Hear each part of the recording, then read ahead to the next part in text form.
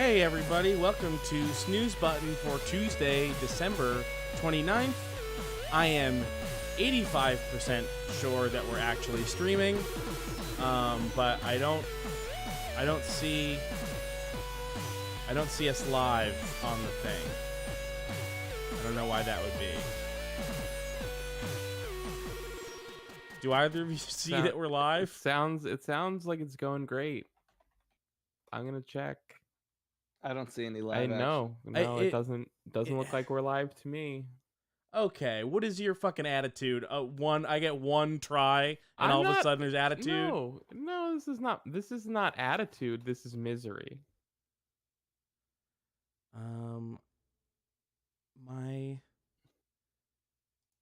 It's probably just that I have the stream key wrong or something.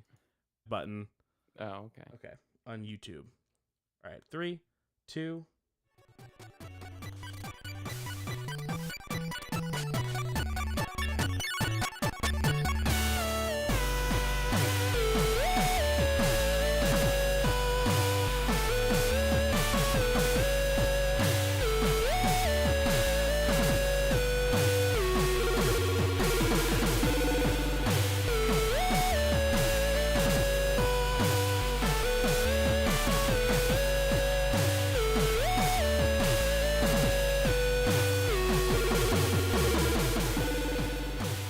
Hey everybody, welcome to Snooze Button for the morning, barely, of December 29th, 2020. My name is Keith J. Carberry. I'm here with co-host Kylie Churchill. Hi, Kylie.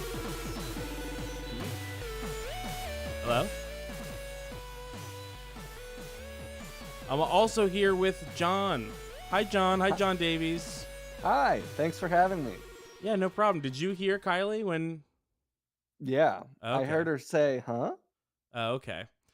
Or maybe that was you saying, huh? So there was confusion, mass confusion. Okay. Well, we're here. We had technical difficulties. We're back. Change of game. But we don't care about that now. All we care about is that we have 40-something minutes of talking to do first. Have you been since we last talked, John? We did Mist. You're on our Mist videos. That's the last time I've heard from you. Hi. Oh, hi. What was going on with you? I think I was dismantling my audio setup and just also I forgot Discord, the default option. You know the option for output on Discord that just says default? Yeah. So this is like the one whatever that's I broken? whatever I have my system settings audio set to, just put Discord on that. Yeah. And that setting does not work for me. I have to manually select my same system output. I can't just say default or I can't hear. Yep, Discord. that sounds like Discord. That happens to me too. Not all the time, but often enough where I just don't bother. Sometimes you have to select it twice. Like you'll select it and then it won't work, and you'll just select it again and then it will work. That's fun. Yep. I don't. So what have you been talking about the last 30 seconds that I didn't hear any of? I introduced John. We talked about how John is on our Mist videos. People should watch our Mist videos. I think Mist 3 have we wrapped? Have all those videos been uploaded? Okay, so that's wrapped. That was months ago. I think that was a good Let's Play that went really well. Yeah. I don't know, John. How do you feel? Do you like Mist now, or did you like it before? I like things about Mist. Yeah, that's like about things. What? That's the most enthusiasm we could get for Mist. No, I think that's about right. I think that liking Mist comes with a lot of qualifications. Okay. I never said how many things or what the proportion is. It could be I like 75% of the things about Mist. But yeah, I like things about Mist, I would say. Okay. How many? Can you give us a proportion? I no, I couldn't do that. What about those videos? Wow. You think the videos are good at least? I think the videos are fantastic. Yeah, there we go. That's all we need. Yeah. We just need an endorsement of the quality of the run button product. The games were also good. Yeah. And that's what you'll get on the Mist videos is varying. Some people want to talk about the games and how good they are and how to solve the puzzles, and some people want to talk about the horny plants. Some people, some people want to talk about. Doesn't matter. Mist is great for the vibes and the world design and the the wonder it inspires, but and the acting and yeah, my birthday buddy Brad Dourif acting. Yeah. Yeah. So Okay. people can go watch that. But I only have one thing to talk about this week, and that's that I made eggnog for the first time. Oh wow! I made holiday eggnog. The holiday was Christmas. I didn't really do anything for Christmas, but I did make eggnog. That was the holiday. Okay, That was my yeah. holiday. That does check out because we just had that one. Yeah. Eggnog, I understand, is divisive. Do either of you feel strongly either way about eggnog? I like it. No. I like it more than mist. You like eggnog more than mist. Okay. I don't, I have nothing against it. I just don't care for it. That's fair. The store-bought kind, it's thick. It's really viscous. It's really sweet. And sometimes you get the bad kind. It tastes a little bit like bubble gum. Yeah, and I learned this a couple years ago. It's not really eggnog. And I guess the question is, what do I mean by really eggnog? Because it's the eggnog that most people drink is the store-bought kind. So surely the most consumed kind of eggnog is the real kind. But just to be to flatten things out a bit, eggnog implies egg, and the USDA does not allow enough raw egg to be in a consumable product to make eggnog count as eggnog, according to people who have opinions on things like that. I think it's like something like, I learned this years ago, but I think it's something like it has to have less than 1% of raw egg in it in order to be sold. That's so little. It's so little. And it makes sense. Does it? I mean, it makes sense that someone would make a rule about how much raw egg you can put in a drink. Yeah. People are like raw are afraid of raw eggs. And so it kind of makes sense, but my recipe had 7 whole raw eggs in it. And cream, whole cream and milk and sugar and rum. And so I spent 2 nights getting, we'll say, sloshed on eggnog. And that was my holiday. I had some whole nutmeg, a ground up whole nutmeg. Gotta say, if you're into eggnog, give an real eggnog recipe a shot. It was delicious. That's all I've got this wonderful, week. Keith. Yeah. Well, let's see what I got this week. Well, I ascended, Keith. Oh, are you a new kind of Super Saiyan? Yes. I was able to stay Super Saiyan for longer than 24 hours, and I've become naturalized to it. And so I ascended from voice meter banana to voice meter potato. Wow. Is voice meter potato, that's a real product? Yeah. Did you just do that? Did you just buy voice meter potato because of our tech problems? Well, I didn't buy it. It's free. Oh, it's free? Is it because it sounds like a potato? I mean, yeah, apparently. Which is starchy. It does sound like that, yeah. Oh, so what we've been using is potato. What we've been using until today was banana. Okay. And was today your first time going live with a potato? Yes. Okay. So there was Explains something else different. Yeah, I was withholding that information because I knew Keith would get snippy about it. And here's the fucked up thing, right? Was But it's just voice meter. It's not like a new It's just voice thing. meter. It's just voice meter. meter. I didn't do anything. Like that's why I didn't bring it up. Was like, remember last time when I was like, I know I've said this before, but I think I finally understand voice meter. Yeah. Yep. Now that theory actually held water because I had heard some people say, oh, I tried to update to voice meter potato, but there was just too much extra stuff on the window and it scared me and confused me. But I opened up voice meter potato and I was like, hey, I know all of it. I know what all this stuff does because I understand voice meter now. I'm immune to this. And so I'm confident I didn't do anything wrong in voice meter. It's just XSplit and voice meter. They're just ganging up on me to hate me. Yeah. I wonder what the problem is. I mean, I don't wonder what the problem is in any way that's interesting for the radio, but I do wonder. No, it was something. It was. I think I figured out. It was on XSplit. The XSplit was just not grabbing the audio the way it was supposed to be. Okay, so there was doing nothing wrong except for that XSplit was broken. Well, it's that like one of the so Voice Meter Potato has three virtual outputs instead of two. That's how it's upgraded over Banana, and Wow. it can take more physical inputs and outputs, and that's all that's different about it. So it's just the same Right, just program. more stuff, the same stupid colors and Yeah. weird look, and yeah, and it's got now it also just has like effects send knobs and stuff if you're doing Right. any of that stuff. ooh, are we gonna send effect? Are we gonna start doing things with a little reverb? Ooh, no. Add a little bit of natural flair to our Nope. Discord stuff. Everyone's got a little bit of small room the reverb. healthy cathedral echo. I'm a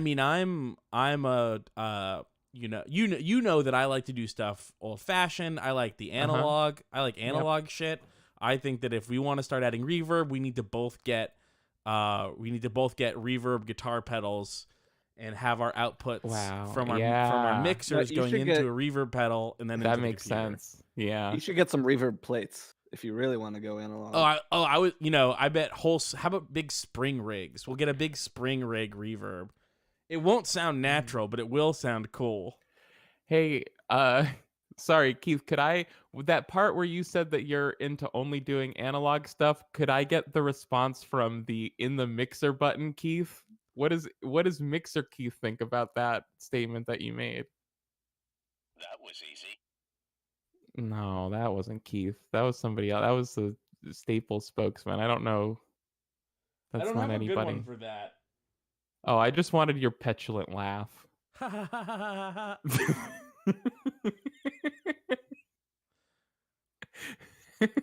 That's actually not a button on the mixer. That's live What? every time. Wait, what? Yeah, I do that live every time. Oh, I thought you just meant you had a file on your desktop that you were opening. I was no, like, no. No, I you gotta put that on the mixer. I do it. No, I do it comes from the throat That's every fine. time. No, that's fine. I can do I hear every it one more time. You might not have heard this, but I can do every sound, and one of the sounds that I can do is any sound that I've done before.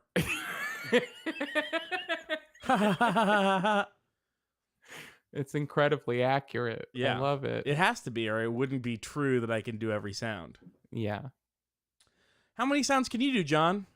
Well, I bet John does an awesome impression of Keith laughing. Let's hear John try that one more time. Let's do it just once. No, that was Keith's cue to play the button again. I was John, clear your throat. Try it again. You had something in your throat. Clear your throat. All right. All right. 3, 2, 1.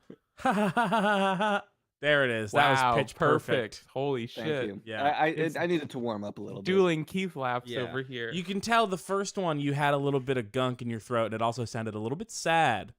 Right. There's a little bit of Tears of a Clown in it. Yeah, I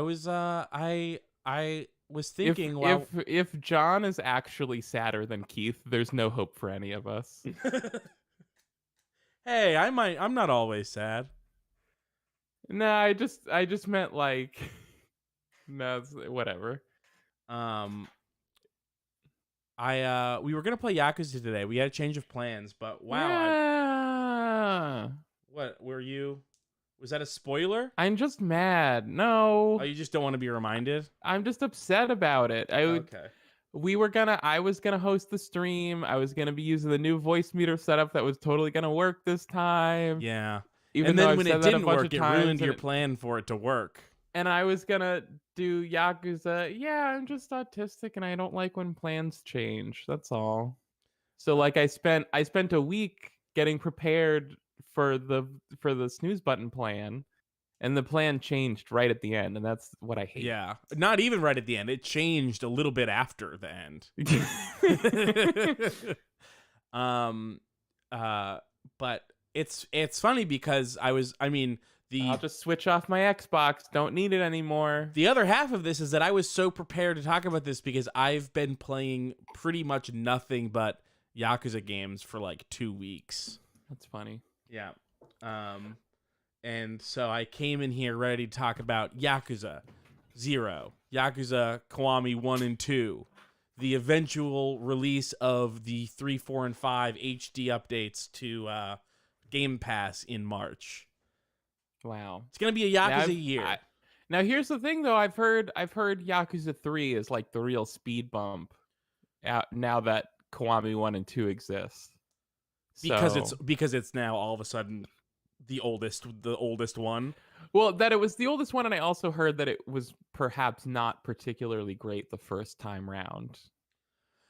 Yeah, but again, this I don't know. I can't remember how much of this is like impressions from at the time versus later. I can't remember. I just remember people don't love Yakuza 3 so much.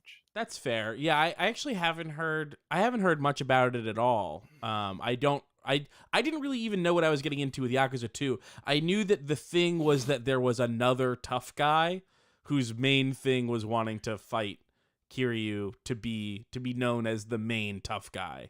Oh, I didn't know that. That's a spoiler for me now. Not a spoiler. It's on the box art. I have it totally ruined for me. John, have you played all the Yakuza games? No, I've played. I'm actually kind of in the middle of 0 right now. I'm what I believe to be exactly halfway through it. Okay, you've been playing 0 for a while. Have I? Maybe I'm wrong. I remember you talking about it like months and months ago. Probably. Well, I started it like 2.5 years ago, but I barely got far in it. And then like a few weeks ago, I started it back up again. Oh, okay. Maybe that's why I remember. Maybe I remember you talking about it from forever ago and recently. But my memory was that you had started it like early this year. No. Okay. It was like last month that I got back into it. Okay. Well, it's good as hell. I'm now officially I didn't realize this at the time, but I'm the Yakuza-ist person here. Yeah.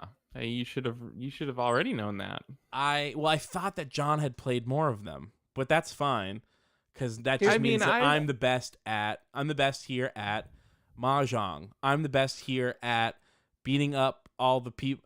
I'm the best here at collecting apology money from all the punks that try to beat you up. Okay, but have you considered that I'm the best at Lucky Hit? No, because I know you're not. Have you considered that What? Yeah, we're both terrible at Lucky Hit.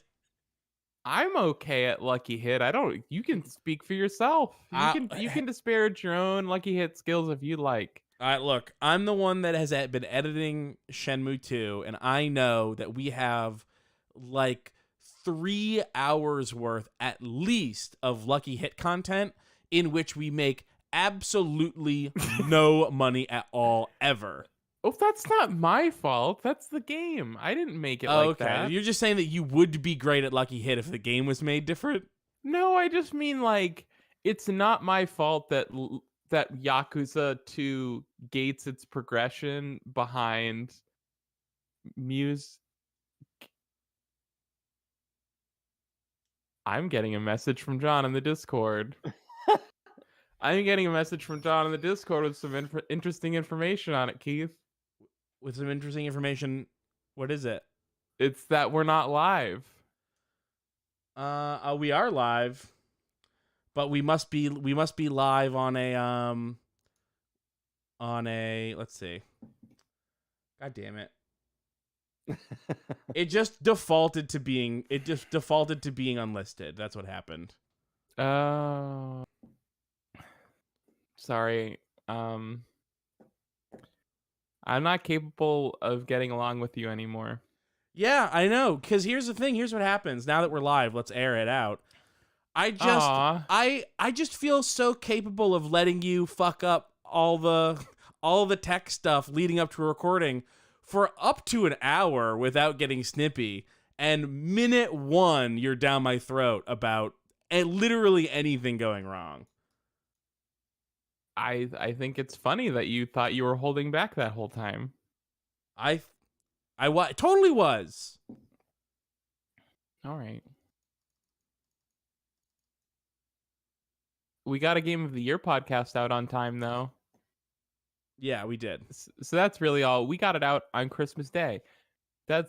Might be the first time we got a Game of the Year podcast out on the year that was about. Yeah, I literally think it's the first time. So that's exciting. We've only put out the first half, which is still somehow 4 hours, and we learned Keith's favorite games of the year, and his favoriteest game was Kentucky Route Zero, and that was I mentioned that's on my list as well, and since John was the one that was always bringing Kentucky Route Zero to Game of the Year podcasts in previous years, but I don't think we got to talk about it very much because Keith and I hadn't really played it. Yeah, I remember insisting that we not talk about it because I really wanted to play it when it like finally fully released. And then it fully released, and then we didn't have John on the podcast, and then that seemed rude. So now he's on Snooze button. I kind of had forgotten until you mentioned it that I think maybe 2 times. Yeah. Is that right? 2 different times, John, you were on our Game of the Year show and put a piece of Kentucky Route Zero on it.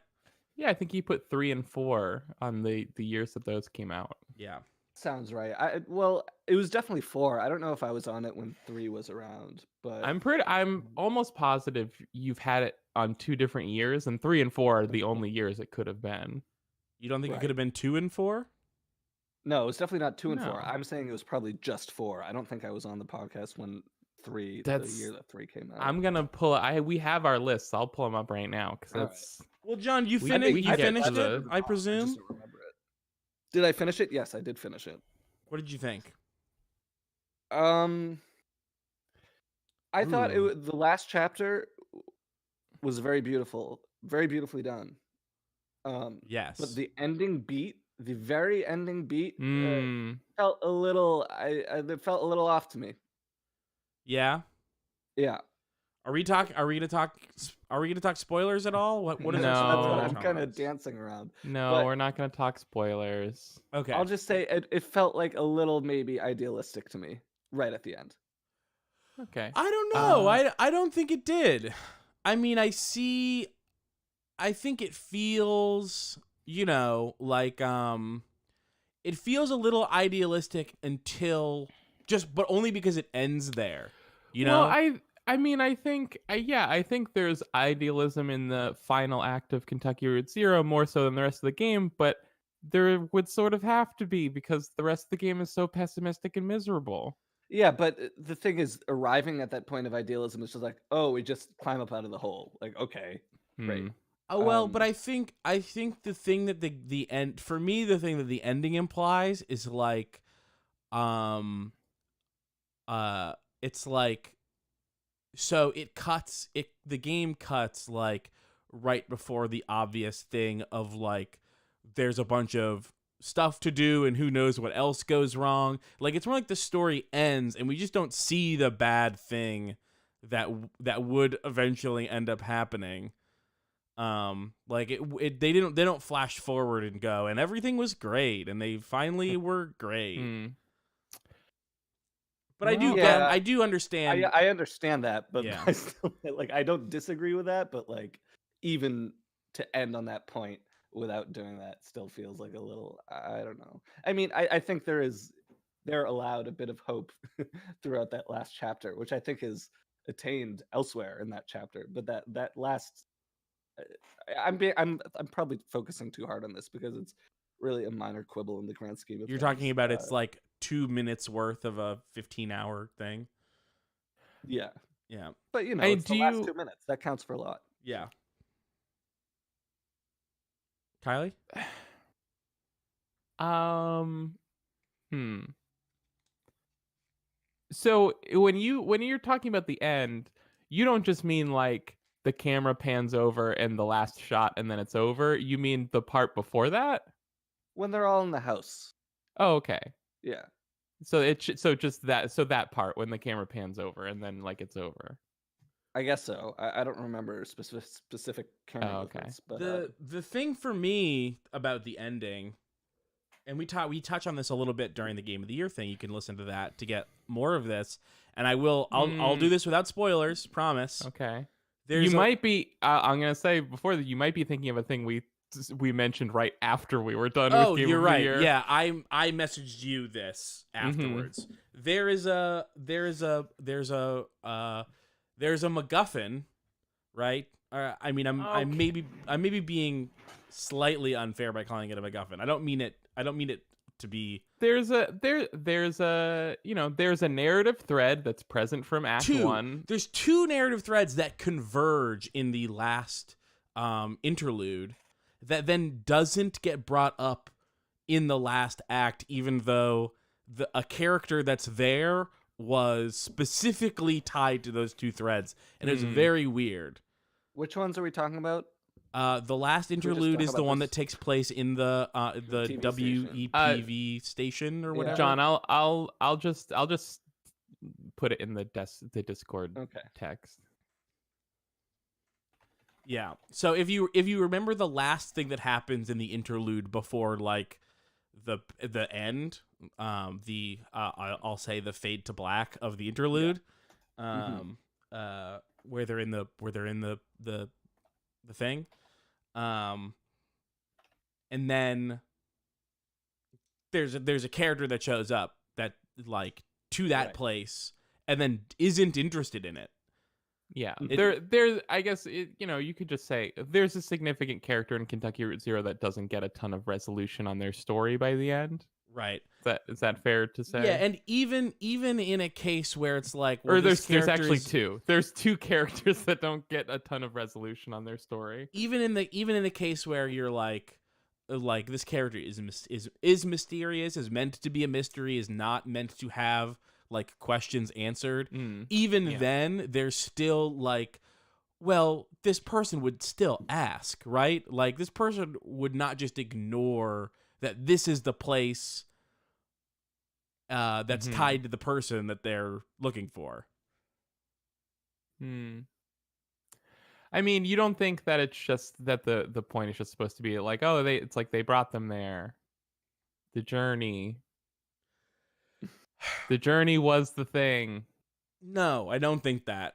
Because the other part of it is that when they pack up and to like do the final to conclude the thing started in Act 1, I went, they're still doing that? They still want to do this? Who cares? That guy's gone. Like it didn't. I was kind of surprised that they decided to finish out that thing. Well, that was sort of addressed at the end of Act 4. Yeah, it was. I don't know, but John, did you have any? So I looked back through our Game of the Year lists, and really surprisingly, like I was so sure that we had it on 2 different years, but yeah, I guess we only had on Act 4. Yeah, and I can see Act 3 came out in 2013 or 2014, and our Game of the Year 2014 I know is one where we had Andy on instead of John, since our Game of the Year was Dragon Age Inquisition instead of Fantasy Life. Though Keith was equally responsible for that as well. But I did like Fantasy Life. You did? No, it's just funny because I was the only one who hadn't played Dragon Age Inquisition that year, so I was like, I guess this is our Game of the Year. And then like looking later, back, I wouldn't want either of those games on, but I am much more sympathetic to Fantasy Life. Oh, I would want Fantasy Life for sure. It's just funny that like that year everyone was so effusive about Dragon Age, and then after that year everyone including Keith was kind of like, yeah, fuck that game actually. Yeah, I was wrong. I liked it up until we did the Game of the Year podcast. I put 5 more hours into it, and I was like, this is garbage. I hate this. I still know people that love it, and that's fine. They played more of it than me. Maybe there's stuff in there, I don't know, whatever. It's fine. I'm not like, it's obviously it's done and over with, but I do think it's funny that that's probably like the Game of the Year we're least enthusiastic about. And every year I do my thing where I edit a little like clip montage of the Game of the Year winner. But that I didn't have Dragon Age, and it would have added a bunch of extra time and effort. So that year instead, I just did a montage of Knack, even though Knack came out the previous year. That's really funny.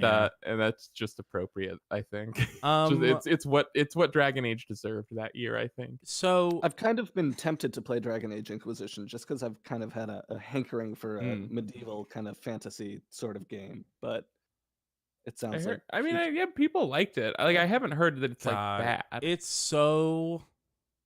Don't get distracted by the side content is what I heard. Okay. It's so, but it's like the main story isn't any good. Aw. It's Yeah, I like- mean, when you like- say it like that, it does sound like a big problem, doesn't it? Yeah, don't get distracted by the side content because a lot of it is not that good. And if you do that, then the game is 100 hours. but then the side content, when it's good, is better than the main story. So it's like, what am I supposed to do? Like, look up a Right. guide on which side things to do? Are you Of. supposed to play Witcher 3 instead? You're supposed to. I guess you're supposed to play Witcher 3, and then I already and played then Witcher 3 though. Oh, well. well then you're play good. Witcher 2, the best Ooh, Witcher. ooh, then play Cyberpunk. You can move on. I already Ooh. played all the Witchers. Okay. Wow. Here's a thought. So, Play Dragon Age Origins. Keith, here's the thing. Don't play Dragon Age. Hey, But- hot take. Hey, everybody, holiday hot take. Just don't play Dragon Age. But the That's thing my is, hot take. I want to play a medieval fantasy game. So what do I play? I think you fuck play off. Dragon Age Origins. No, I played that, Keith. no, he's already Did played you ever it. play Jade Empire? No, I That's- haven't. It's really good. I mean, it's kind of iffy, I but don't- it's pretty good. I feel like there's no way it's pretty good. I feel like it was pretty good by like 2002 standards. I didn't play it until like 3 years ago. Oh, okay. Well, I guess it's pretty good. I mean, it's definitely better than anything BioWare has done. Not BioWare. Yeah, BioWare. This is definitely BioWare. better than anything BioWare has done in years. Oh, you take it back because sounds like somebody didn't Play Anthem. appreciate the post-launch patches for Mass Effect Andromeda. No, I Some didn't. I of didn't the play. best work that I don't think you BioWare's played ever that done. game. No, I didn't play that game. Yeah, I didn't play that game. I liked Mass Effect 3. It's their best game since Mass Effect 3. I mean, they haven't made a better game than Jade Empire since Mass Effect 3. Okay. What about Mass Effect 2? Well, that's better than Mass Effect 3 probably. Yeah, so there you go. So Mass Effect 2 is their best game since Jade Empire. No, I'm saying no, that's not true. Is Mass Effect 3 better than 2? Answer the question. That doesn't change that what I said is true. What did you say? Mass Effect 3 is better than Jade Empire. It doesn't matter if 2 is better than 3 Oh. because 3 is better than Jade Empire already. Okay. But it doesn't help wanting to play a medieval thing because it's Mass Here's- Effect. Here's my problem with Play uh-oh, I For have a Honor. Sneeze coming. And we got through it together. Did you say play for honor? Yeah, it was a joke, but I mean, it could work. Here's let's talk about game of the year. Here's a problem that I encountered this year with game of the year, especially in listening back to it. Not in listening back to it, but in thinking back on this year after we finished the game of the year podcast, is that I think a lot of the most interesting stuff to talk about this year was all of the reasons I chose not to play certain games or the reasons I didn't like certain games, and all of that got left out completely because we just did our top 10 list. I didn't do a top 10 list. Since we did top games lists. Yeah. I did I did a top 5 games I list. saw that. Kylie showed me I everything. She showed did? me all the lists, yeah. Both the Wow. individuals, and then even though they're not released yet, Oh, I was- guess I did do that. Oh wow, I- spoilers. I'm privy to everything, so Wow. Yeah, John knows it all. I even told John that he could bring a top 5 list, but I don't know if that happened, and also that might have just gotten buried in the original snooze button that crashed and burned. Do you well, have no, a top 5 list? We never did that. I have some games that I could talk about. Yeah, sure. What did you play this year that you liked particularly? Okay. I won't go too deep into anything because We'll be the judge of that. we talked about Kentucky Route Zero. Yeah. I don't know that. I mean, as a whole, yeah, I put it at the top, but I already did that for. I've been doing it act by act, so I You're would right. doing that. It's been your top thing every year or Yeah. whatever. I guess Final Fantasy VII remake was probably my favorite new thing that I played this year. Nice. Can you explain to me? Did we talk about this on Mist already? Because Kylie Keith- can't do it. One of Keith's pet subjects is why do people like Final Fantasy? And I think Keith just said I can't do it, and I reject that idea. I think I do a great job explaining why. I think at least one time I did a great job explaining it, but it keeps coming up. I feel I'm willing to admit that I might just have a mental block on this, but I and it's not that I'm saying I don't like Final Fantasy. I'm not like, wow, I played this and it's dog shit. Why do people like this? I just don't understand what it is. What it is. What is it? What are its vibes? It's like It's just a narrative. It's just narrative a what? narrative heavy JRPG. Yeah, It's a narrative focused JRPG. That's all it is. if you're if you're into a little bit of the anime bullshit here and there, it's like the best possible like rendering of that. I am into anime bullshit. Not And enough then of it.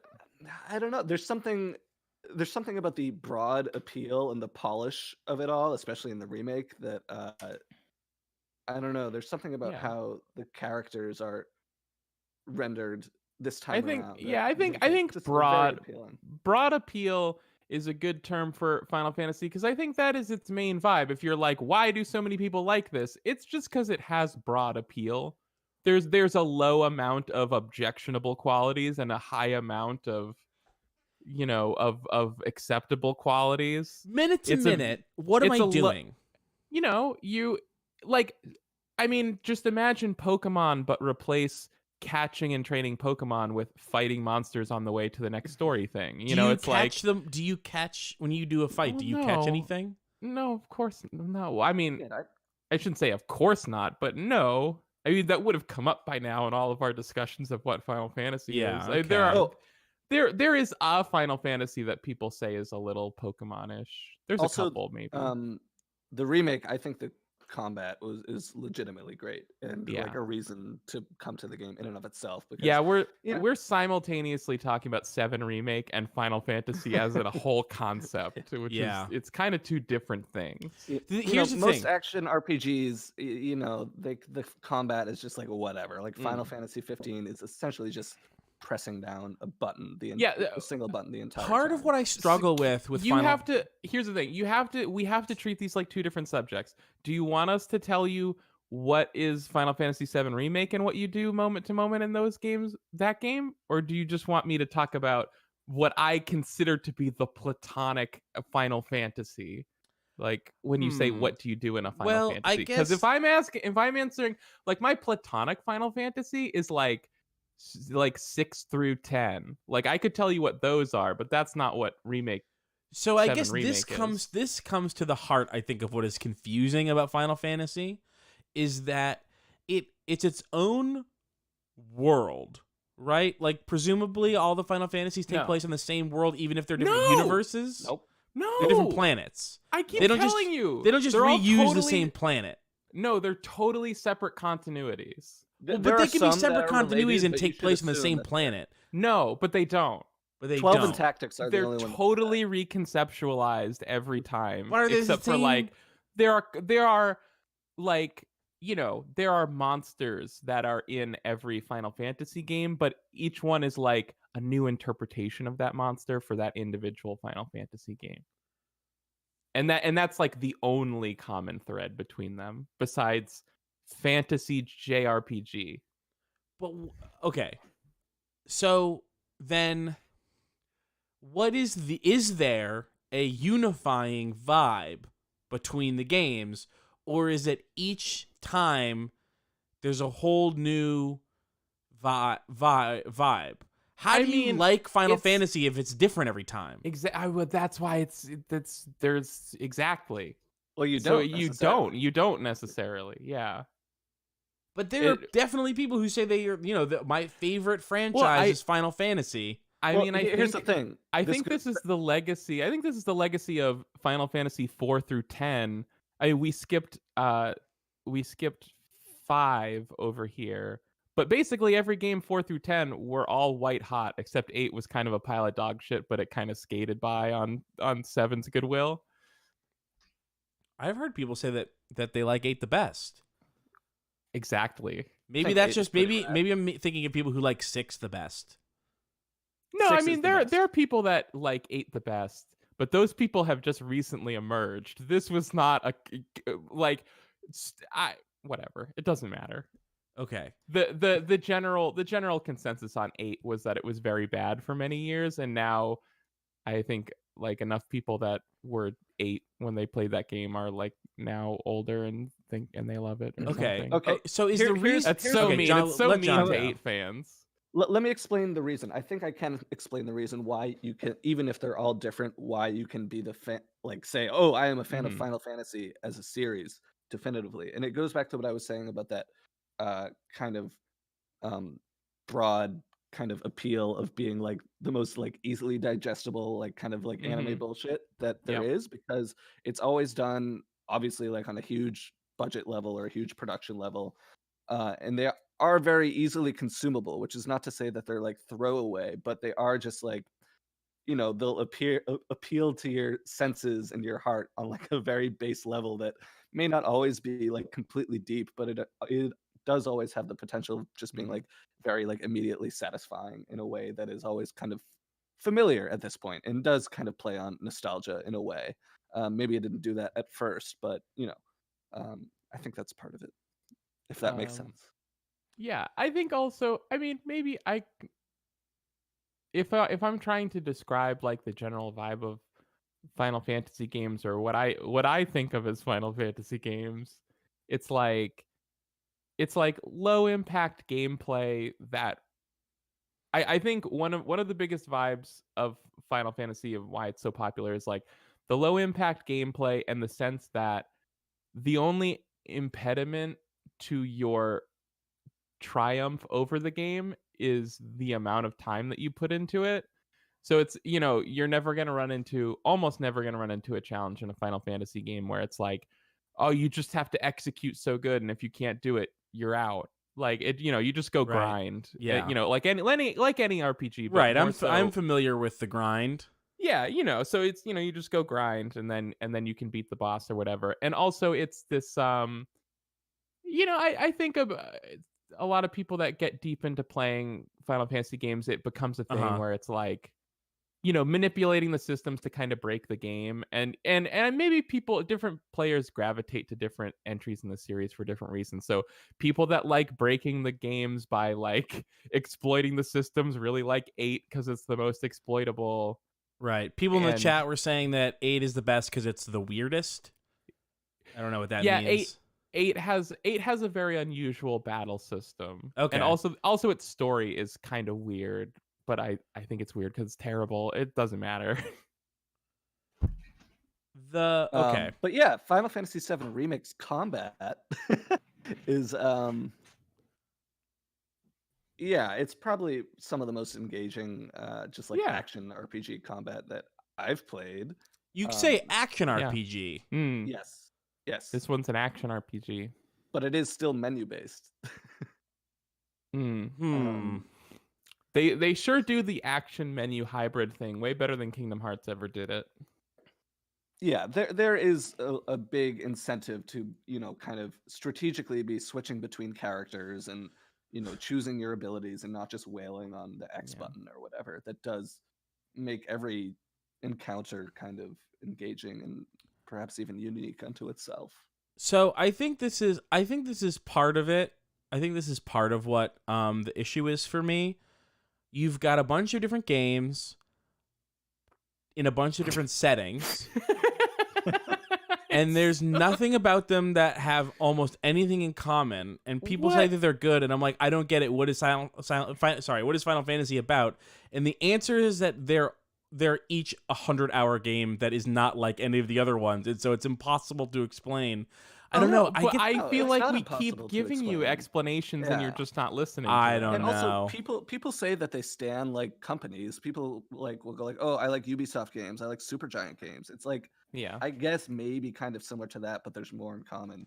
I than, mean, uh, if you're arguing, if you're saying how can Final Fantasy be an empirically good thing if there's almost nothing consistent, if there's nothing essentially Final Fantasy? How can you like Final Fantasy? Because any Final Fantasy game that they make could just not have any of the Final Fantasy stuff that you like, and so it could just be bad. And I Like would Final say Fantasy 50. that's what Final Fantasy has been for nigh 20 years. Is they just keep making a Final Fantasy game, and it's just like, yeah, this just isn't anything like the games that I like, and this game's bad. Better luck next time. There's Better luck crystals. next time. Better luck next time. But Final Fantasy VII Remake was good. Clairvoyant Vibrations in the chat says Keith play Final Fantasy 12. It's kind of like KOTOR. Oh fuck! I God, tried that it's- game. It was not good for me. No, that and game also sucks. it's not like KOTOR because KOTOR is Star Wars. No, it's actually a lot like But KOTOR. here's the They were thing, right about Final that. Fantasy 12 is also Star Wars. Yeah, Final Fantasy X is 12. it's 12. Yeah, sorry. It's totally modeled on Star Wars, which is not the most original like setting or cast ensemble. I played it. It was not modeled on Star Wars. No, it is. I mean, There's, I like, played an evil, like 3 hours of it. Yeah, there's an evil empire. There's a dashing rogue and a princess and I it's have like bad literally news. Star That's Wars. not Star Wars. That's everything. I know. But That's what there's I like a Darth Vader. just said, Keith. You didn't I say just that. said this. I said Star Wars is not a very original like concept or cast of characters, and then described them, and you went, "That's not original." But Fine, there's also misheard like a you, Darth whatever. Vader in this game, basically. But it's like swords and magic, not like Star Wars, which is swords Right. and science and magic. Right, Right, it's exactly. Star Wars Like if it was Star like Wars medieval- is already not sci-fi, so if your thing is like, but this Final Fantasy game isn't sci-fi, that doesn't make it Star Wars, though. We just explained what they meant. Yeah. People like to talk about how there's a Star Wars thing in FF12, and that's what they mean.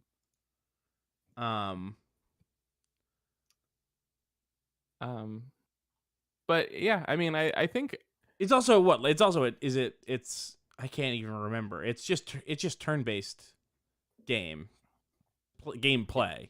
I mean, which is again, also not not KOTOR. 12? no, 12 12 no. has the same like auto. It has that same total dog shit KOTOR combat style where it's kind of like an MMO, but you're like queuing up Fuck attacks. you. That's exactly what Final Fantasy VII Remake is.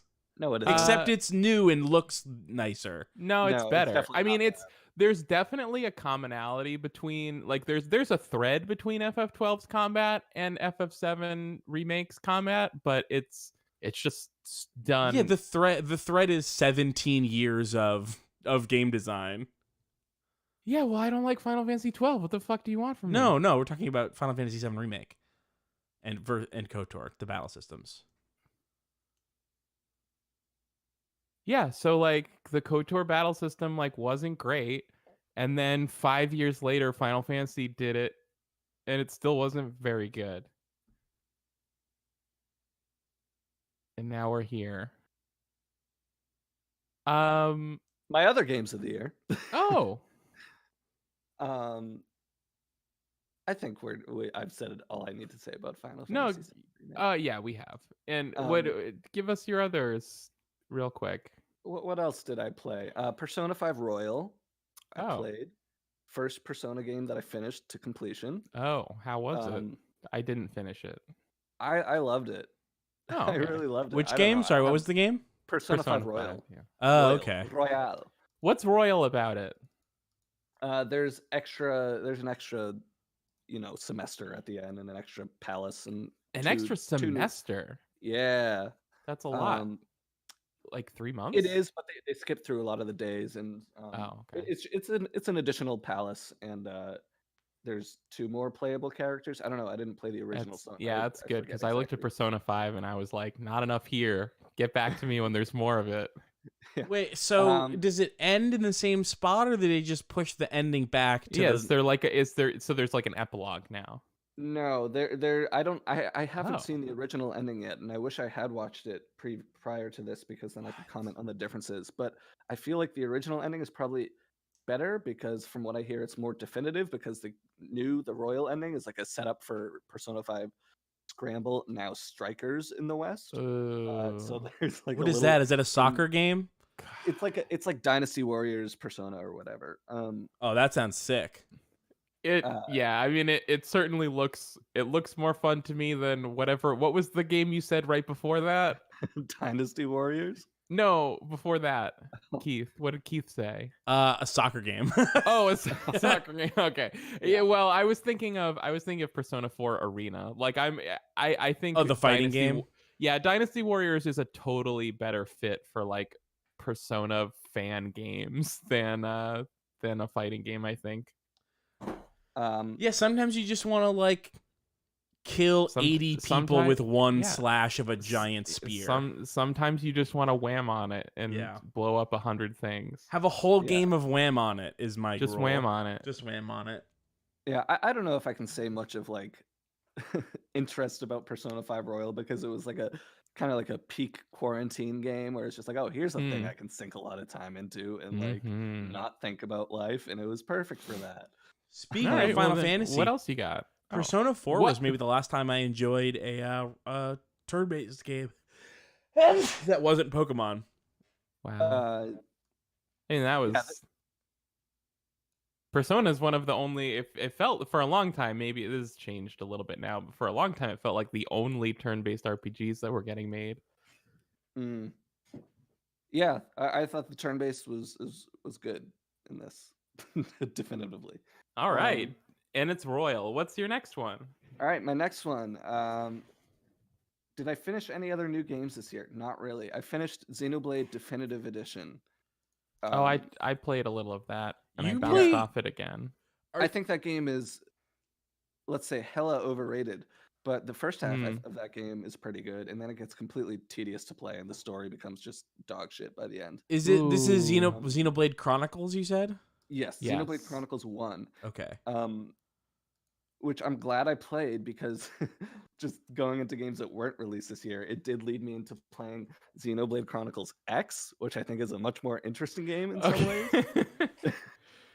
And that's what I've kind of heard, that it's a little better. Which I played that game up until I got the mech, and then I stopped playing because I'm like, well, there isn't going to be any better moment than getting the mech in this game, so I may as well stop. Wow, what a pessimistic.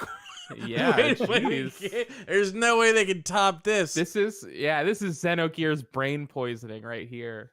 Well, it was such like a goal that I'm like, all right, I'm gonna get this mech and it's gonna be so awesome. And then I got the mech and it was awesome. And then I kind of lost the desire to play it anymore. But I'm glad I have it because now whenever I want to experience that world, I can just go in and run around in a mech and look at strange alien locations. Cool. Keith, were you gonna yell at me and say that I try Xenoblade all the time? No, I've never played Xenoblade. Oh, okay. No, I do think that the sword looks cool. No, that sword. Yeah, that's a cool looking sword, huh? It sure is. Hey, if you like the KOTOR combat, that's another game that has it. Gotta love real time with pause, and by gotta love it, I mean you are required to love it. Yeah, Xenoblade. Xenoblade Chronicles is way more MMO than I remember KOTOR being, but I haven't played KOTOR. Yeah, that's like the funny line is that I don't like MMO combat. But I do like the KOTOR style. That's real time with pause. I mean, I hate playing MMOs. I barely even tolerated the KOTOR MMO. I think it's interesting that you call it real time with pause, because I'm hearing that you appreciate the ability to pause, and I understand that. But I don't feel like pausing is like the defining feature of the KOTOR combat. I really feel like it is the similarity to the MMO combat that is really its defining feature. So the thing about the pausing, the thing that the pausing does is, so there's like three things that work together. It is 1, pausing, 2, queuing actions, and 3, switching characters. And so what you do is you pause the game switch to characters so you could see what they're doing in the battle, queue up moves for them to do, and then switch back to your character. Now you should check out the chat for corroboration. You might literally just be describing Xenoblade's combat style. So maybe that is, though everyone recommends you games based on liking the KOTOR combat, maybe Xenoblade is the one you actually needed. Maybe. You cannot switch characters mid-combat in Xenoblade. You are tied to one Never mind. character in combat. You'll hate this game. No, it's more involved than an MMO. It's more enjoyable than that, Yeah. but it's not, it's still not the Yeah, bee's knees, let's say. So for years people have said this game was great. I never really heard a lot of explanation for why that was. I thought it was like regular JRPG reasons. I heard recently this year, because the definitive edition came out, that it's like a dark cloud thing, and it's more of like you're building a town or something, which is like totally not what I expected at all. And I really like Dark Cloud a lot, so that kind of makes me want to play it. That part is completely optional. I actually didn't touch it, but maybe I should have. Oh my god. Okay, then fuck this game. Like I was gonna say, like, good content can be optional. No. I just mean that, like, this was my second time playing my second time trying the game, and just the writing, the voice acting, the combat, and the visuals, I find all pretty much totally off-putting. What game? Xenoblade Chronicles. Oh, okay. I didn't realize you tried it. Yeah, I tried it back when it came out, and I tried it again this time, and yeah, I found like almost none of it was appealing except for the the sort of otherworldly landscapes are undeniably beautiful. Other than that, all I had heard was besides beautiful otherworldly vistas, the only thing that I thought I enjoy about that game was, it's like Dark Cloud. But now I'm hearing that's totally optional and only a side thing, and so now I'm thinking I'm never gonna play this game. Yeah. Yeah, sure. I'm not going to say that you should play this game, but I did. Looking back on it, I think the experience a little fun, nice. I guess. What's your last game? What else? I got two more. Oh, you have two more. Well, what's your last one? What's your last one? No. Give them They both. can be real quick though. No. We have time. Did you? I mean, I played a bunch of stuff, just not a lot of new stuff. Let's see. It doesn't have to be the new stuff. Tell me your favorite Yeah, stuff. what's your favorite stuff? What's close to your heart? God, I can't even. What sparks joy? What sparks joy? I guess the new stuff was the stuff that sparked joy. Okay. But it was the most joy, the Final Fantasy VII and the Persona 5 Royal. Yeah.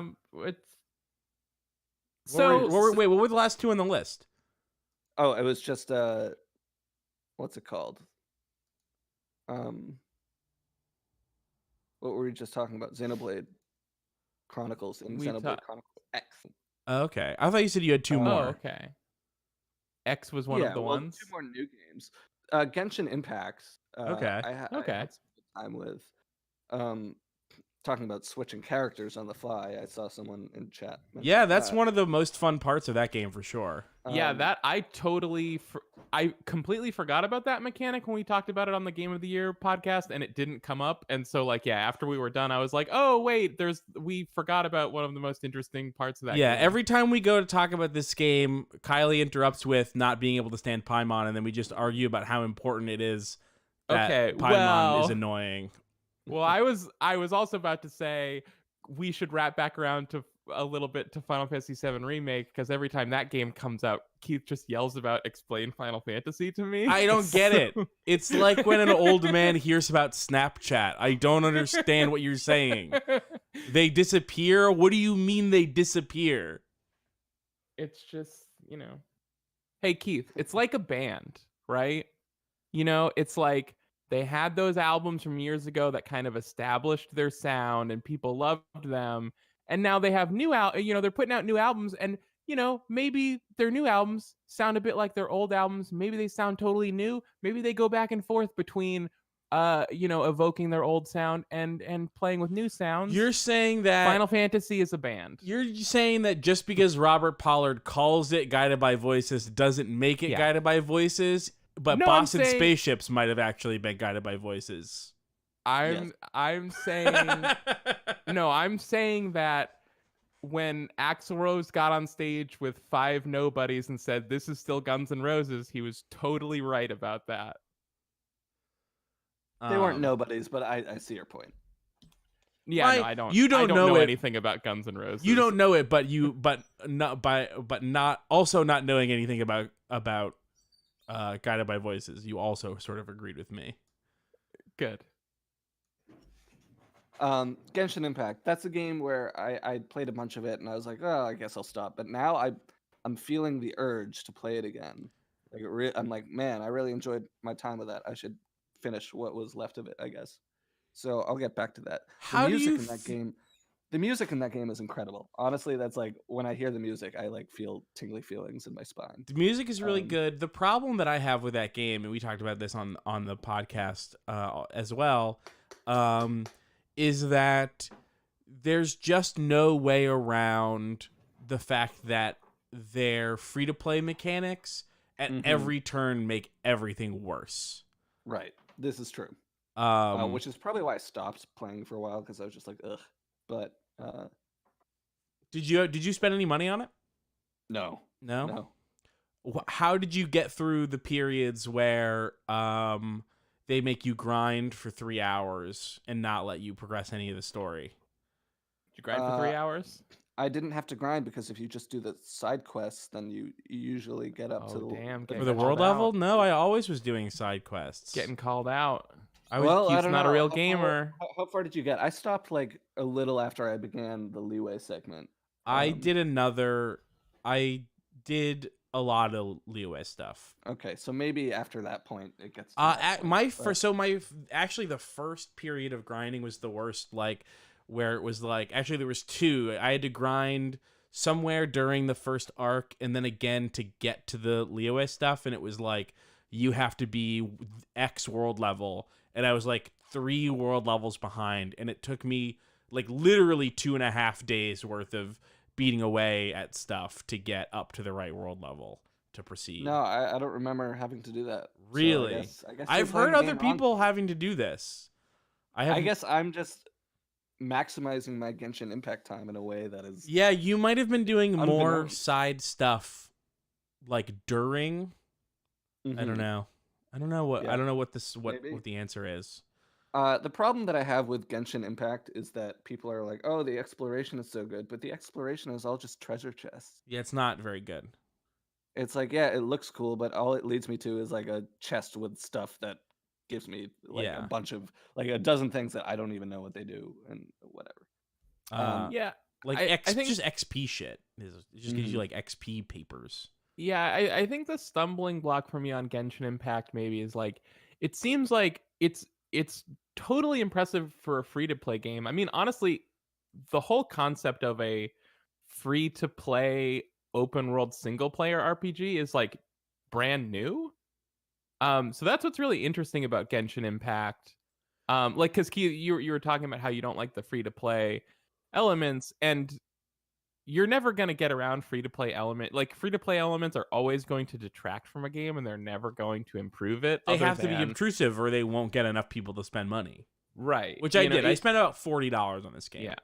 And I guess that's, Genshin Impact has that thing all free-to-play games have, where you have to balance out the negative side of the of the microtransactions with the fact that you didn't have to pay to play the game. Right. But it is what's most notable about it is that it's kind of a new area for this free to play thing. But I think that ultimately, at least at this point, unless the game totally transforms, like it holds it back from being a truly great game, because even though you're not having to pay to play the game, it's always going to diminish your experience in some way.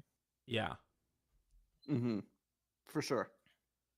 It sucks. Like I don't know what the Because I mean, fundamentally what it is it's like it's a subscription model where you are charged like by your ability to pay or your willpower to like if you are someone like I tend to be who like will go like why don't I just pay $10 more?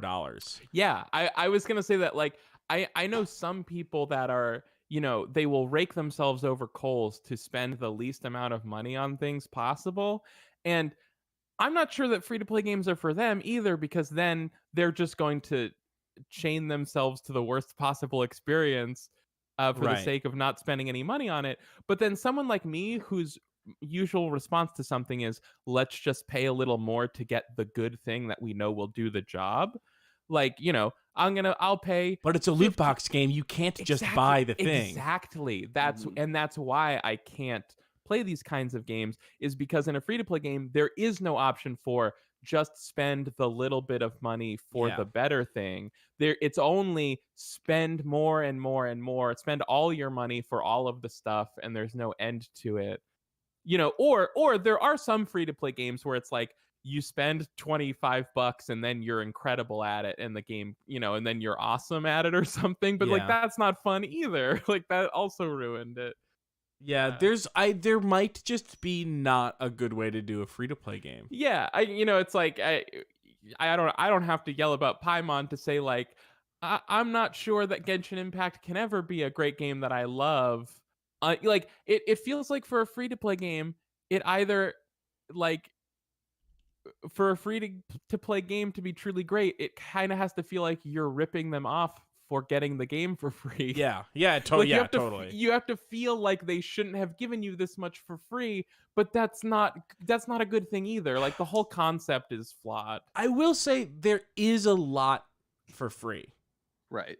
The fact that you can ostensibly progress through the main content, the main story of the game for free is pretty astounding in some ways. They give you, so for free, like off the bat, my experience was like, so the plot gives you what, 3 or 4 characters just to have? 4. Yeah. 4? Okay, so not including the main person. All right, so yeah.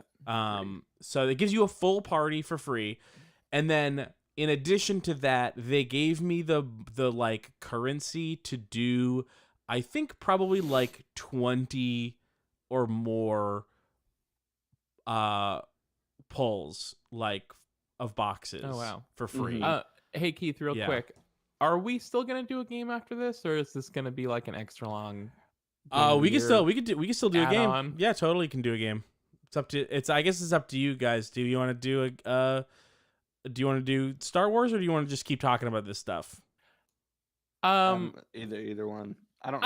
I'm not feeling ready to drop Game of the Year and switch to a game, but I'm also not feeling like I'm gonna want to do a game segment after we're done talking that's about fine. Game of the Year stuff. Yeah, that's fine. No worries. Right. And then at some point they gave everyone a character that I had already unlocked for free. I can't remember which character, but they were like, "Here, have another character." And so, like, that's kind of a lot. I'm going to say chances are that people for free are getting the main character, the 3 story characters, at least 1 character that they gave out for free after that, and then probably a couple more characters.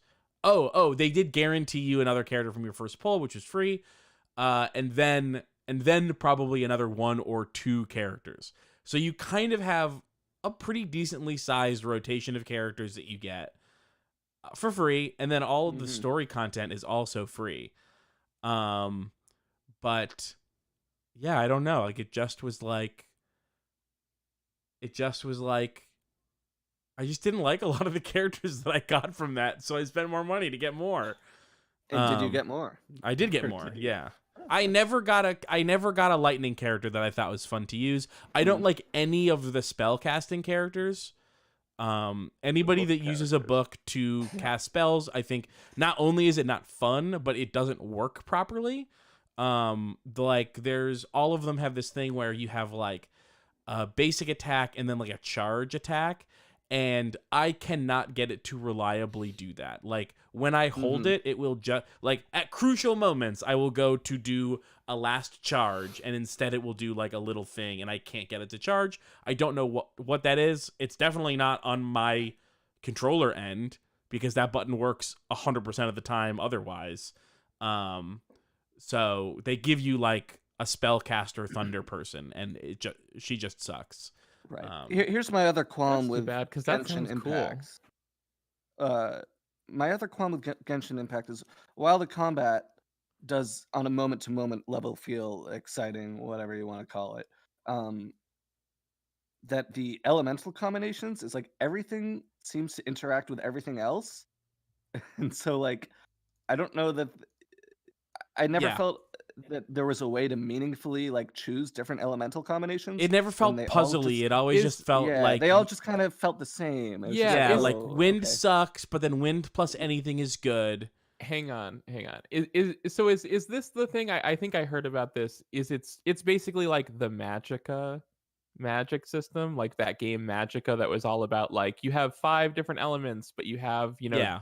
you have that many ways to combine them into new things. Yeah, so different characters, different enemies have elements, which means they are weak to certain things, and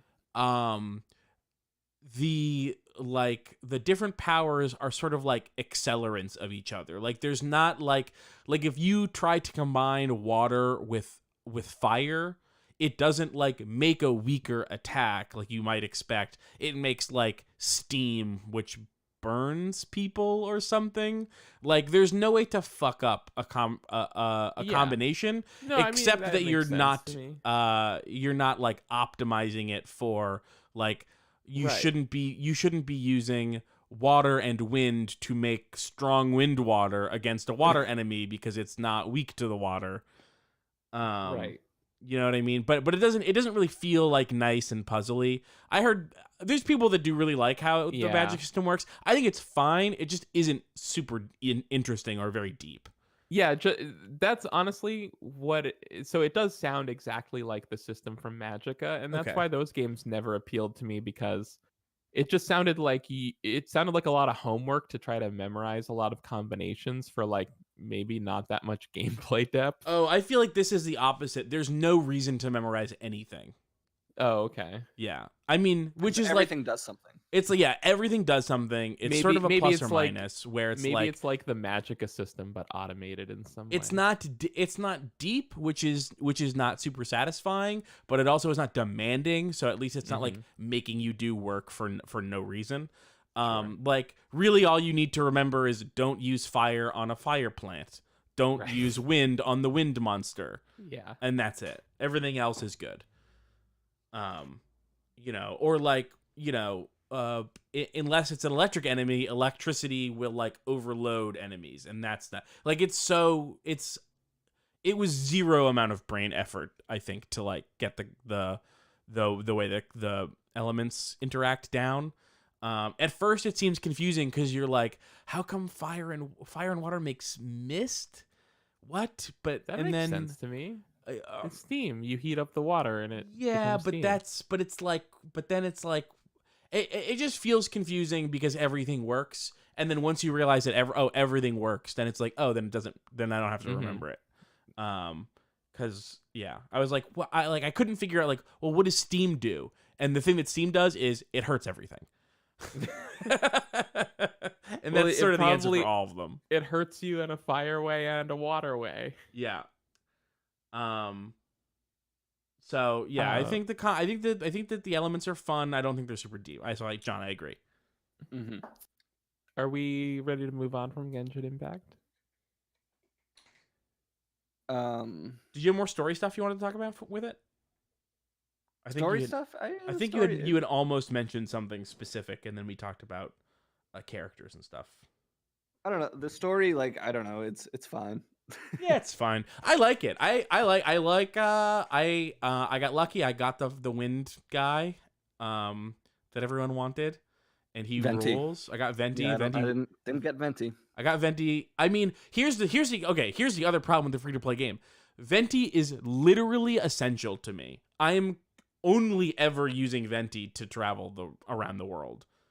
If I didn't have Venti, I would not have played as much of this game as I did. And it's like the idea that they not only didn't just give Venti to you, but like if you didn't get him in the time period, they like took him away. Like you can no longer get Venti ever. No, you can get Venti. I think No, there's just a lesser chance. I right? heard that they took him out of the pool. I thought it was that the banner when there's a banner for that character, there's like a higher percentage of getting that character, but otherwise you still could pull them. I think it's a both. It's like when there's a banner, there's a higher percent chance than it would be were he a normal character. But then once the banner's gone, the character's also out of the pool. I could be wrong, but I do remember checking this, and I'm pretty sure that I was confirmed that this is the case. All right. Well, I'm definitely not going to go back to playing it now if I don't have a chance of getting Venti. Yeah, it sucks because Venti rules as a character in the story, and then also, and that's another thing that kind of feels weird to me is that like because it's a free to play game, they have all these characters in the plot that you may or may not have, probably do not have in your party. And so they just have to pretend that those people are never with you. And so they never have anything to say. It never comes up in the story that they were there with you for stuff. And it just sort of feels like you have to suspend disbelief on the party system as a whole because it doesn't, like, it's non-canon. Wow, these people are with you. It's very that's weird. a huge bummer. Yeah. Like, so like when you're doing something and you've got Venti in your party, Venti has nothing to say because the chances that you have Venti are like a 0.1% per time that you spend $1 or whatever. Oof. That's depressing when you put it that way. Yeah. And yeah, free to play games are depressing. I agree, it's fun. I like it. I like it despite itself, really. Yeah. Certainly. Which is why it was not on my game of the year list, just on my games that I played that I want to talk about list, which is different. I was too lazy in editing to do anything about it. I just let it pass. But there actually was a moment in part 1 of the podcast where I caught you calling your collection of 5 games that were not a list my list, and I was just like, "Oh, it's just a different list." Oh, okay. It's a list of things that I wanted to talk about but didn't want to put on my game of the year list. Okay. Do you think our game? So what I'm feeling like for next year is, and I kind of feel like this every year, is we miss some of the most interesting conversations of games that year because we only talk about the games we thought were the 10 best.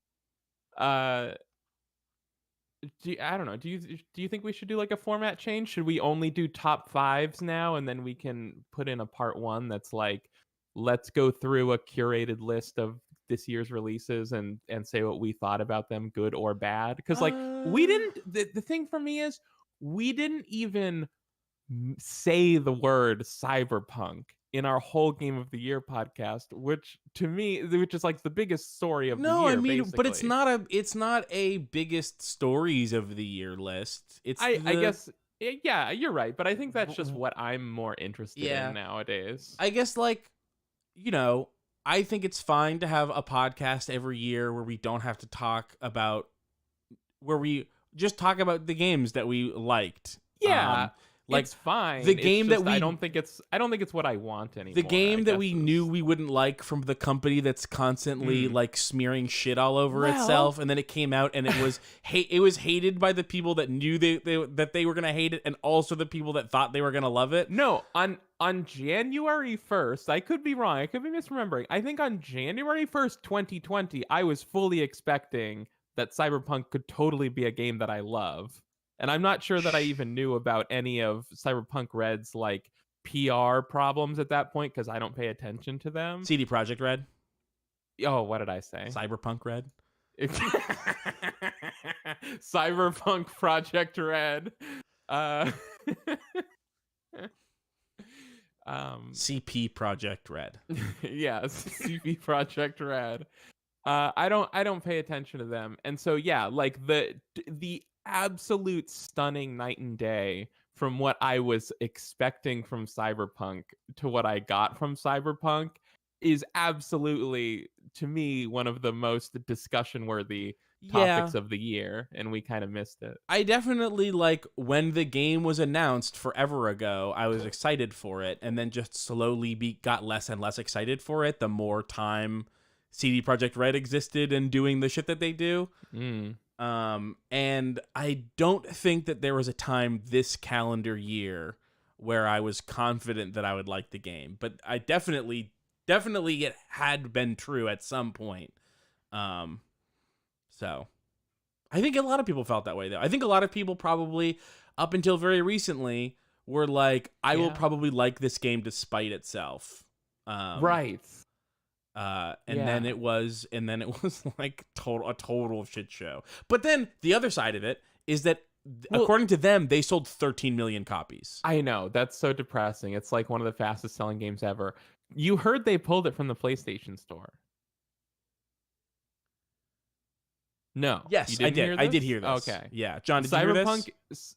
Cyberpunk I don't think it's been fixed yet. Is no longer available on PS4. Yeah, because Sony took it down because it was just too buggy. Yeah, and like then breaking consoles and the other side of this. So the other side of this is that CD Projekt Red came out, and I think like there was some controversy internally, I guess, about this as well. But they came out and they were like, "We will process refunds for people," and then had to come out and say like, "Oh, but this is like based on the retailer's refund policy. Like if the retailer doesn't allow refunds, then you're screwed." Yeah, I think they said go to the retail for a refund, which is a totally shitty thing, a shitty thing to say in general, and also saying it knowing full well that nobody has any refund policies except Steam. That is the thing, is that the part of this is what I heard. Correct me if I'm wrong if somebody figures this out. The thing that I heard was that Microsoft was pretty reliably giving people refunds on their Cyberpunk games, and Sony was having a harder time with it, which is why they took it off the store.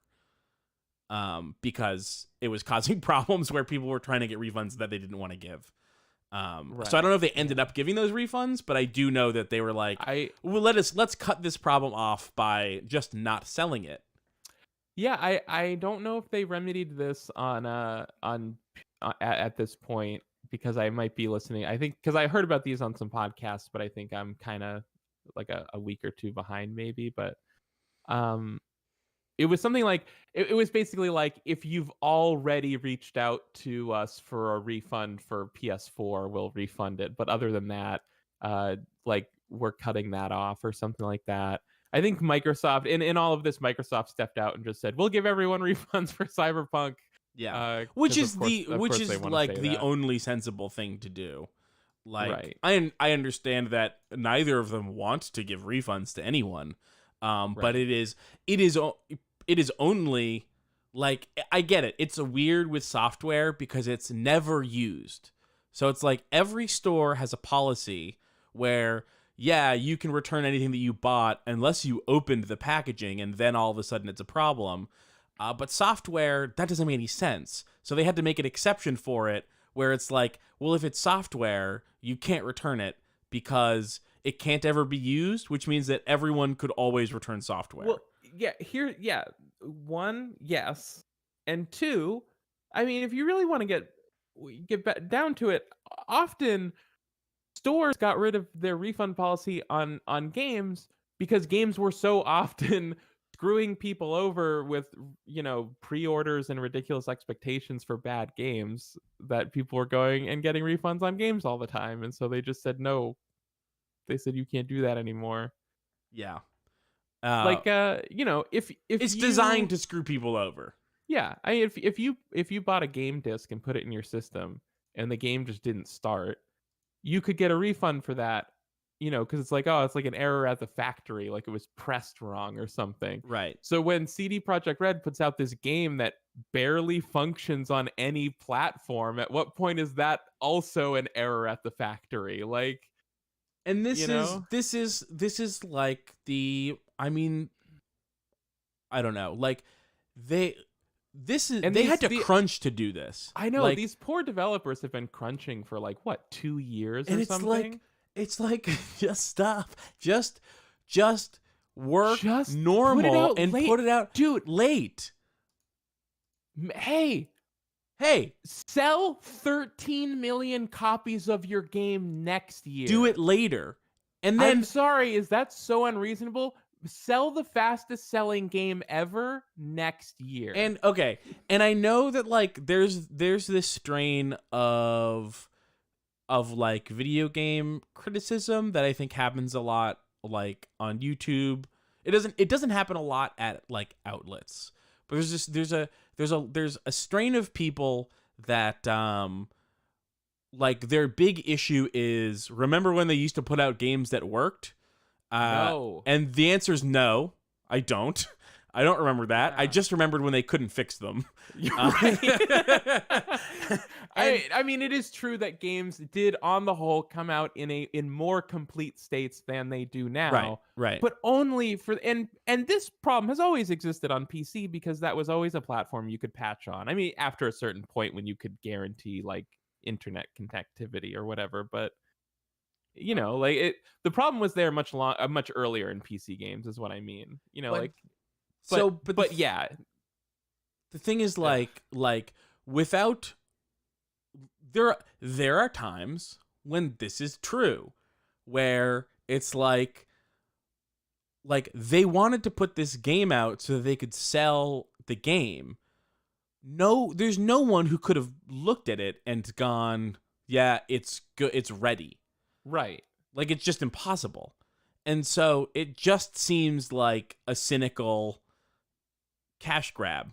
Right. It's like it's so obvious it's not even really worth explaining, because it's such a common talking point in video games, and I mean all industries, but especially video games, that like we all just know this is what every publisher does. Nobody's confused about why they put out Cyberpunk. We all know it sucks. Yeah. Like and they even had it came out that they had a thing which is fairly common, which was like if you hit a certain Metacritic score, all the developers get a bonus, and so they're working themselves to death to get this thing over a 90, which is a ridiculous bar to set anyways. And then I think at some point they got, if that's what you want, so much flack for it. They finally came out and were like, we'll give everybody their bonus. It's fine. Because I think the game got like a 70 or something on Metacritic, which is still fine, which is still not like a condemnation of the game's quality, honestly. It's at a fucking 86. Wow. Okay. Well, hold on. PC 86, PS4 54, Xbox One 61. Ooh, that's low. 54 and 61? Yeah, really low. Oh, can I get those numbers again? I missed the 54. So on PS4, its number is 54. On Xbox One, it's 61. On PC, it's 86. Okay. Wow, that PS4 and Xbox One are very let's bad. see those. You'll see those user scores. Hold on. Cyberpunk PS4. Oh, it doesn't. Now that I'm on the Cyberpunk page, it doesn't want to show me. I honestly, I haven't played the game. I haven't even looked at it. No, but hearing some of the descriptions of the run-of-the-mill stuff that you have to see through the course of playing this game is like, I don't know. It's really it's really stretching the concept of known shippable, if you know what I'm saying. Oh, like wow. Want to hear the can user scores? Sure. User scores are the worst. Yeah. It's the worst, most broken very rating silly. system of all time, Mhm. because it's all it's all people who, for weirdly political reasons, want to either bomb a Hey, game with ones or you give want- it a bunch of tens. No, check this out. Check this out. Okay. What the user score on Metacritic is it's like users tilt. It's not user- it's not actually a review of the game. It's just showing you does the user base want the Metacritic to be higher or lower. So if it's a 10, they want it to be higher. If it's a 1, they want it to be lower. Right. Keith, but the have you played the motivation. game? What's that? Have you played the game? No, I haven't played the game. I think I'm going to steal it. I'm just gonna wait until it's fixed and cheap, and then I'm gonna buy it. Have you played it, John? No, I haven't. Okay. Yeah, I haven't played it. I'm probably gonna just find like a crack online or something. I'm not paying $60 for it. So the PC user score is 86. Sorry, the PC Metacritic score is 86. The user score is 7.2. For Xbox, Metascore is 61, but the user score is 4.7. And for PS4, it's 54, and the user score is 3.4. Ooh. Really bad. And this is based on 3.5 thousand negative reviews. Wait, it's 3.4K made it 3.4? Yeah. Wow. Yeah. Special. May everybody make a wish. Don't tell your wish. I wish for the game industry to become more ethical. But I told, so I guess it won't come true now. Whoops. Sorry, everybody, I donked it. Oh, by the way, I forgot to mention on the Game of the Year thing, Andy recently texted me out of nowhere to let... That's the only way Andy can text you. Right, exactly. There's no expected text from Andy anymore. Yeah. He texted me to let me know one of his... I mean, I don't know if this is one of his favorite games of the year, but he texted me to let me know the special occasion that he was playing an old game. Wow. And yeah. What game? He's really grown. He's really grown. Well, it was a remake, so but it was the remake of Shadow of the Colossus, and he was loving it. Huh? How about that, everybody? Not impressed. You know, Andy Short played the well-received remake of a beloved game. Yeah. From 2 years ago. For Andy, this is personal growth. The bar is extremely low. Video game growth. And yes, it might be a low bar. But we love him for clearing it. I don't love him. You heard me. I think Andy lives in the same city as me now. I mean, I know he does. Really? Really? Yeah. Yeah. You live in LA, right? Yes. I mean, that's so weird. I mean, Andy would move to LA and not tell us for sure. How do you know? How do you think that this is maybe true? Because I saw a post of his saying he got a job in LA and that he was moving here, and then I saw him make social media posts in and around Los Angeles. So what do you think the pretty job definitive. is? Hmm? What do you think the job is? Is he still I forget teaching? What does he exactly. do? It's not a teaching thing anymore. I forget what it is. I think it might be some like coaching thing. Coaching life what? Coaching thing. Life coaching? Some... How is he able to get all of these different jobs? I mean, I have never seen Andy Short display any particular kind of aptitude for anything. But somehow has had like teaching jobs in 3 different subjects and was doing like professional theater and He's a monument to white male privilege. He is I just looked it up. He's a program manager at like a nonprofit for like substance abuse like support groups. That's very Andy. Yeah, that is very Andy. Mm-hmm. Andy, you know what Andy is? Andy is he just does that thing where he's confident. You know, he does the like he just goes and asks for the thing. He also All right, wait. All right. In fairness, this was a long time ago and we've all grown up since then. But there was that time when he got the gig as being the podcast editor for a podcast by telling them that Complex Rockets was edited by him.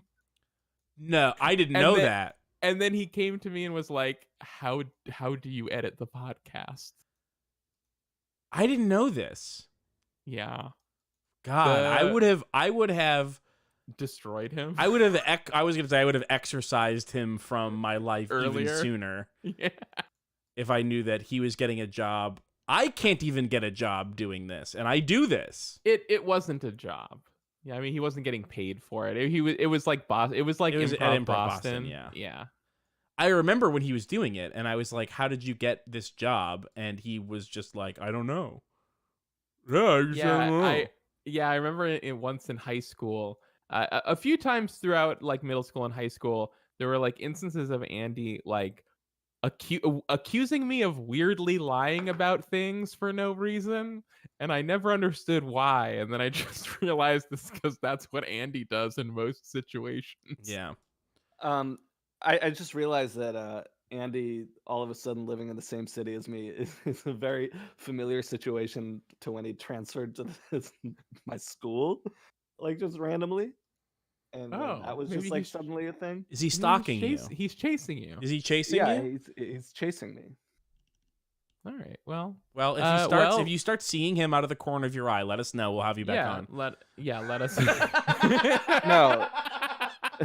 He hasn't reached out to me, so he's No, Well, he yeah, wouldn't. if you ever feel in danger or threatened in any way, come back on. It'll be great content. I'm interested to know because I think that the thing that we all know about Andy is that he's a weird flake who disappears and bails on stuff, and he doesn't talk to his friends, and he does things like moves to your city and doesn't tell you.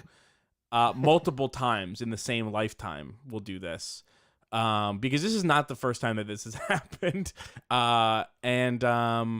Kylie, was it you that like Andy was like working in the same city as you or something? Or Andy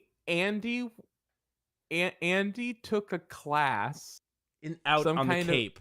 on the Cape. Andy was on the Cape like maybe 20 or 30 minutes from where I live for 8 weeks and didn't tell me until he was gone. Yeah. So Or maybe when I said that, he was like, "Hey, I asked you to get lunch one time," and I was like, "Yeah, I was busy because I was at work. It was the middle of the day." And that was the only time he ever asked, and he never said, "By the way, I'm living on the Cape." But even that might have been from before that. do you remember the one time that I don't know how this happened, but I met someone at like a Shake Shack that knew who Andy was? Yes, you've brought this up a bunch And- of times. Well, not in a long time, but I was like, "Isn't he a flake?" And he laughed and was like, "Yeah, Andy is a flake. Fuck that guy."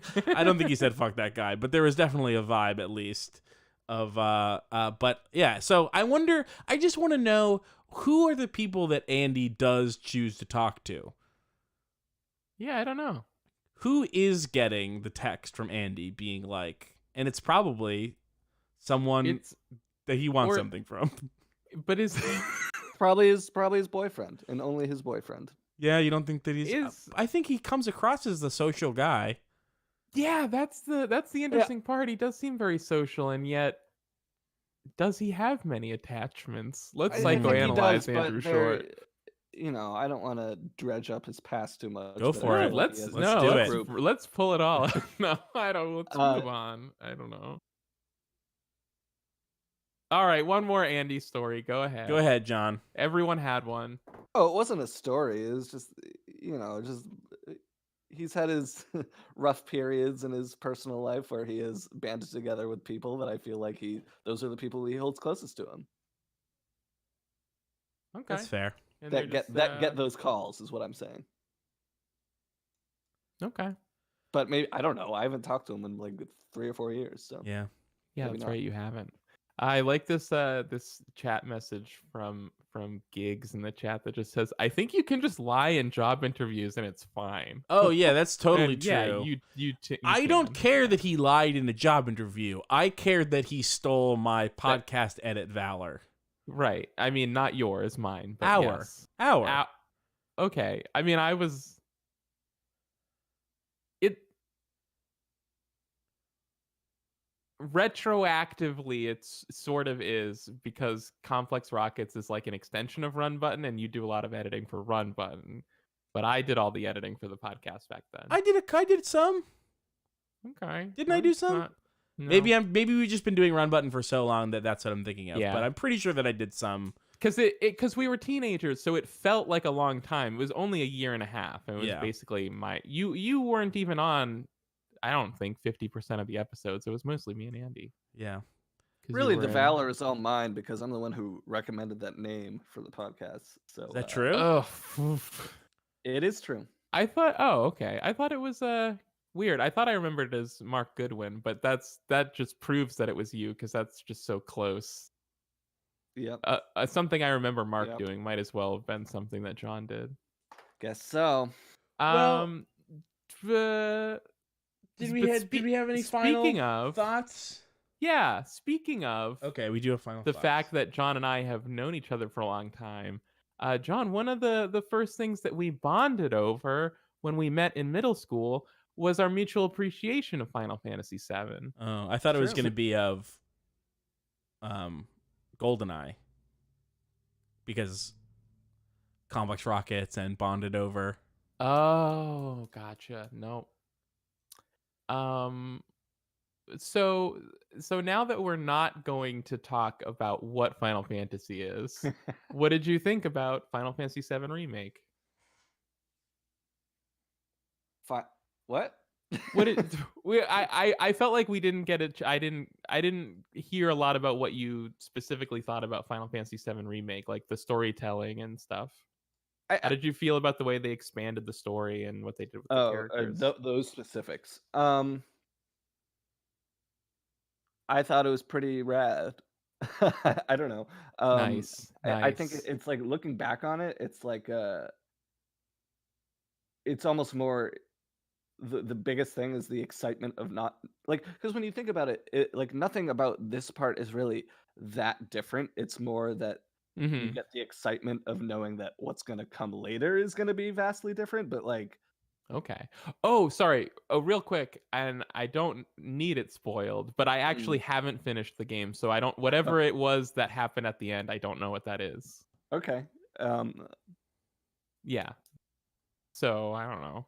I have some guesses, but Yeah, I mean, I basically just, I didn't give away, but I'm just saying, you know, the future entries in this series of Final Fantasy VII, whatever they're going to call it, are going to be more different from the original than this first entry is what I will say, or at least what I will suspect will happen. Okay. I really liked it just didn't occur to me when we were recording the podcast before, but I really liked they changed the Aerith. I now appreciate Aerith as a character more than I did when I was a kid, but I think they made her even better in the remake. She was pretty good. Yeah, and this is what I was getting at with calling it like the best rendering of this type of thing, where they, like, there is just something about the level of you know, polish and production that Square Enix has at their disposal that just you know, makes these characters, tropey as they are, very easily engaged with and connected with in a way. Yeah, I really liked specifically the I'm just now thinking about the sequence right after you meet Aerith, where Cloud and Aerith are like walking through that junk pile from like the church back to the town. For sure.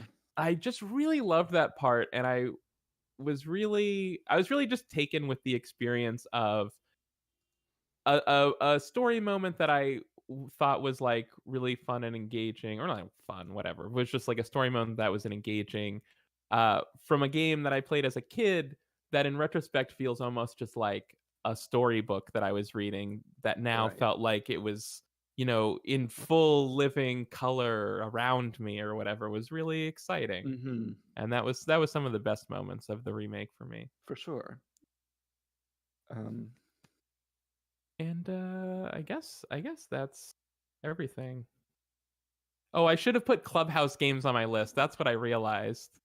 I should have swapped out Inmost for Clubhouse games. That was the real. I missed it. Keith, you dead? No, I just didn't have anything to say about Final Fantasy. No, that makes sense. I mean, how's Aerith better? What's wrong with Aerith? What do you have question. against Aerith? Nothing. I mean, nothing. What did you I have think against that Aerith? in the original one, she's a lot of the times feels almost like an exposition dump character or like a lore dump character. But I think the voice Sounds like a acting very is- knowledgeable character who's got a good head on her She's, shoulders and knows what's going on. She's a spunky, playful character, and that's what's good about her. And I don't know. I guess maybe it's more like it's not that she's changed really in the remake. It's just that the remake is so expanded that there's all these extra. There's just more of the character there, and I liked that more of the character that they put in there. I want to give a particular shout out to there's a track on the soundtrack. I think it's called Smash 'em Rip 'em, which is like an electronic remix of Tifa's theme that plays when they're about to destroy Dom Corneo. And So much great music in that game. right, It's they pouring do out the edges. They do it well, but that remix in particular that got me pumped up. Nice. And I think that Midgar Sky is like one of the best skyboxes in video games. It's a good skybox. It Good really skybox. transports you and puts you in, makes you feel all the stuff that they're feeling about wanting to, It take makes you down feel all the stuff that they're feeling when they want to take down something and I talked over you. And I think that really says it all. That's my super advanced analysis of why Final Fantasy VII Remake Totally. is worthwhile. Yep. When we're all beneath the rotting pizza, we all feel what they're feeling. Wow. And isn't that really deep? that takes us home. God, I didn't get to talk about Frostpunk at all. Too bad. Oh yeah, you didn't bring that up. We'll talk about it next time. Yeah, weirdly, just out of nowhere, this game I thought I never would want to play. I just wanted to play for some reason, and it's so fucking good. I'm glad you're liking it. I hope you still have stuff to talk about it next week. Game on of the Snooze Year, Button. it's Frostpunk somehow. I really liked the music in Black Mesa. I didn't get to say that. The music was great. John, Music you is should play great. Black Mesa. Love music. I'll probably play Dragon Age Inquisition before I get it. Okay, bye.